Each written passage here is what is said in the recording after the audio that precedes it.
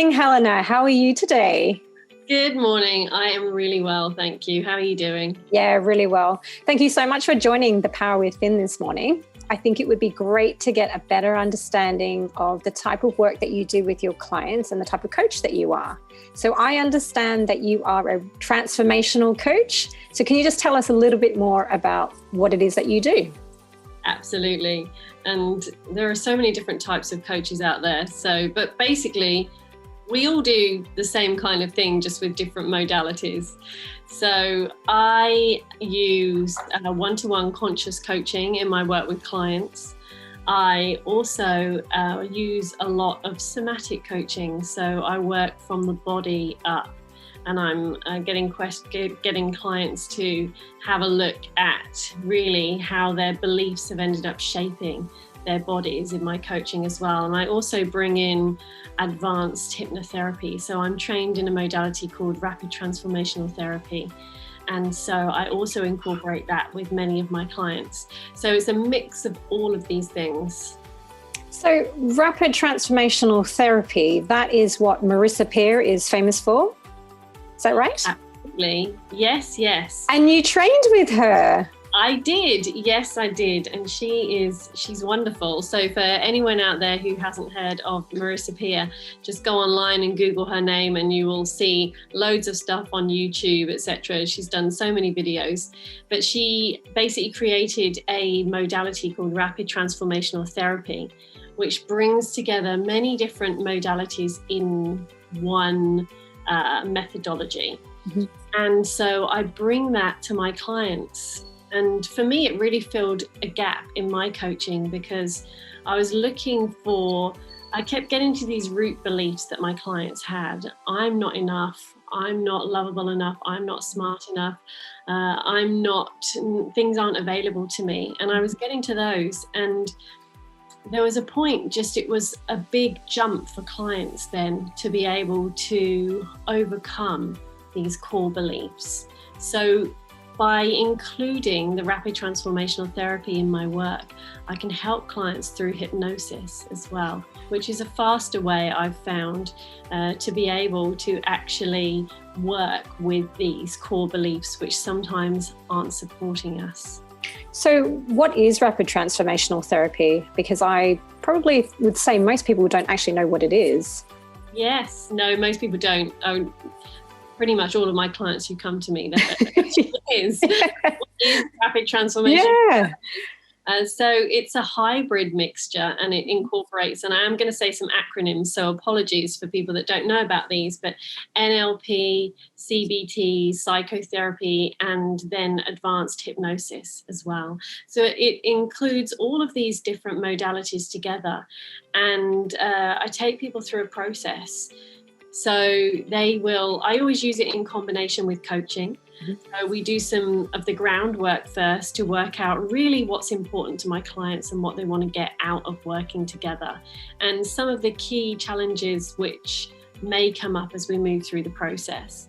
And then I bring them into my office and we do a rapid transformational therapy session, which is a real deep dive to uncover the root cause of some of the subconscious beliefs which are holding them back in their life. And then we do some deep reframing and transformational work around those beliefs, mm-hmm. so that they can then be more supportive for clients to get where they want to go. And I understand as well that a part of this therapy, you also provide them a recording. Is that right? So that they can continue to listen to it. Yes, absolutely. And for me, this was a really key part of what I find to be really useful for clients. So I provide all my clients with an audio. It's about 15 minutes long, and it's for them to listen to after the session.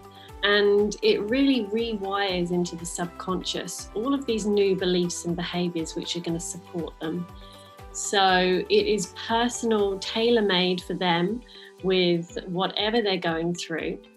And they listen to it daily. And for many of my clients, they listen to it for months ongoing. So it is a resource that they have ongoing, which they can come back to at any time.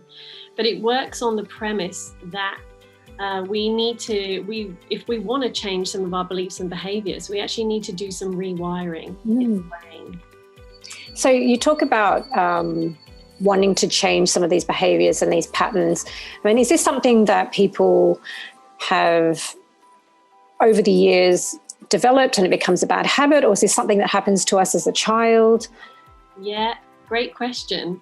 And actually it's both of those. Okay. So primarily our subconscious beliefs are laid down between the ages of 0 and 7, where we're in our very early years, which is when we're in the alpha brain state, which is when we're most suggestible.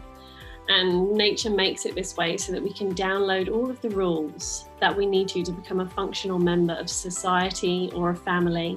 So we're busy in those early years downloading all of these rules, and as a result we're also downloading lots of the beliefs which we're picking up from caregivers and the world around us. And some of those beliefs aren't supportive. They're things which we start believing when we don't have a fully mature brain, and we're interpreting the world in a very different way. So we actually carry those with us into adulthood. And some of the behaviors, some of the beliefs as well can be wired in at a later stage, but most of them are generally wired in at this early stage between 0 and 7. And there must be so much of that as well, because as you said before, we're not born with these limiting beliefs. Something must happen, or someone has said something to us, and then all of a sudden we believe it, and as you're saying, it carries through to adulthood. And then then that may affect your work or personal life. Yeah. So then this rapid transformational therapy will then go back to that root cause, as you're saying, and then you help rewire so that they can overcome it, and for them to realize that belief is actually perhaps not true. Absolutely. Is that right? Yeah. Wow, that's so powerful. It is so powerful because we don't come onto the planet, as you said, with these limiting beliefs. We come onto the planet and we have all of these people cooing over us, or we think we're perfect. We don't come onto the planet thinking, oh my God, my bum looks big, and nobody loves me, and I don't have any, money's not available to me. So these are all the things that we pick up as we go through our journey of life. So a lot of the work I do is actually kind of taking people back to that original blueprint which they have. And the work that you do you find it's more beneficial to people working out their personal issues, or can it also apply to people in the workplace? Both of those, actually. Right, yeah. So I work with lots of individuals that come to me, and they may be leveling up in their careers. They may be looking for I work with a lot of entrepreneurs that are looking for a sounding board, or have come across obstacles and are looking for somebody to help support them through that. I work with individuals. I work with a lot of families as well. I work with a lot of mums that come and are looking at some of the intergenerational patterns that are passed down. I also work with relationship issues, and then I work within corporations as well. So really helping leaders, senior leaders, middle leaders, really to get to that next level and overcome any of the self-sabotage which might be in the way.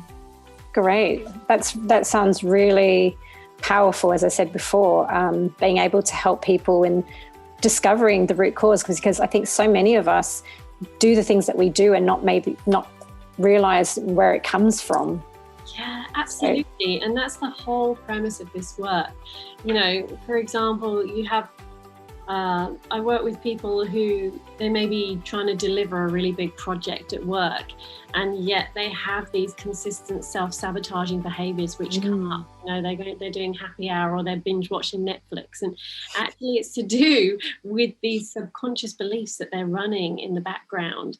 So perhaps they don't feel like success is available to them. Perhaps they might be running a belief they can't be more successful than a parent. Perhaps there's so many of these things which run in the background of our experience. So unless we take the time to have a look at them and uncover them, we are not able to use all of our full intelligence. And it must be so eye-opening for these clients, because as you're saying, you must uncover so much and you discover so much in a session or in the series of sessions that they have with you, because they may not realize that it was an issue before and all of a sudden it's actually been something that explains so much. That's really interesting. Yeah. Going back to what you originally said before, as a transformational coach, you also work closely with the body. Yeah. So tell us a little bit more about that and what that means in terms of coaching, because that's really interesting as well. Yeah, so for me, the body was a missing piece of the puzzle as well, because the body is our subconscious mind. So the mind doesn't end in the back of our heads as many of us think it does. It actually runs all the way through the body.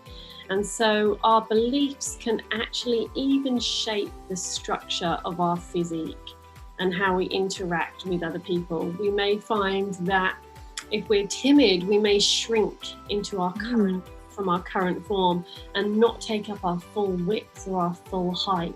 Or we may find that we are bending forward into our interactions if we're really eager to please other people. There's all these nuances in how we show up and how we're shaped, which they're fine. And I always say, in coaching, you don't need to change anything unless it's not supporting you. But if you have a desire for something different, if you have a desire to be a public speaker with amazing presence, and actually your physical form is such that you're shrinking down, you're not taking up your space, then that is not supporting you. So then we can work with looking at ways for you then to fill out your full physique and looking at ways that you can tweak how you are and how you show up from the body up in order that you can step more fully into who you want to be. Because when you change something in the body, you also change your emotional state, which can also change your story. Yeah, I was just about to say that. How does changing your body, I guess, language, how does that change how you're thinking about yourself?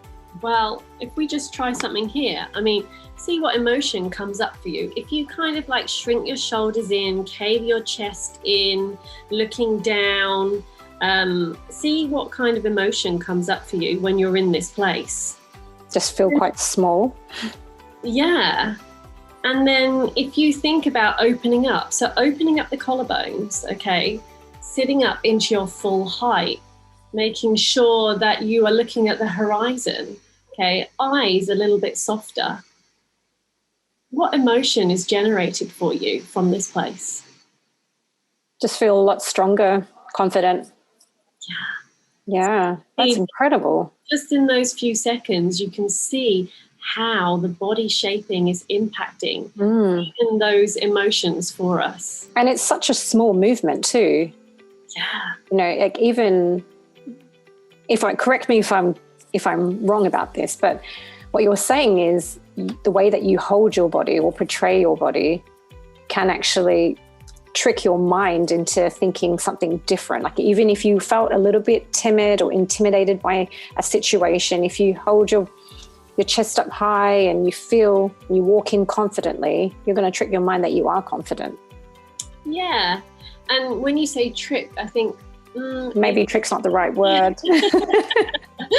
Is it tricking, or are you're just generating a different response in the body with this? And we have all of these stories which come up for us. So it's a new story that comes up in the mind when you're taking up this, kind of looking at the horizon. You're not introverted, you're not in your own world, you're actually out and you are kind of connecting with other people and with the world.